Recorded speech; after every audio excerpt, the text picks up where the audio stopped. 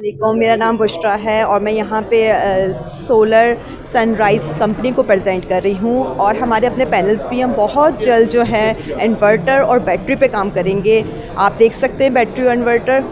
और हमारी यहाँ पे भी कंपनी है डिफेंस बदर कमर्शियल में भी, और हमारे ऑल ओवर पाकिस्तान में कंपनी है। और 2006 से हमारा जो है ये लॉन्चिंग हुई है। Thank you. अच्छा, आप ये बताएं, ये इसका बेनिफिट क्या है?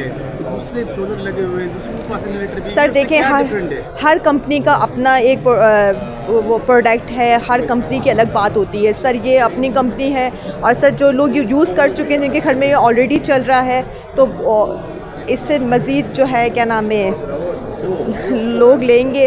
जाहिर सी बात है, हम किसी को अच्छी चीज़ होती है गाइड करते हैं, भाई ये चीज़ अच्छी है, ये बेस्ट क्वालिटी की, आप ये यूज़ करें, आप ये पैनल अपने घर में लगवाएं। ये है सर।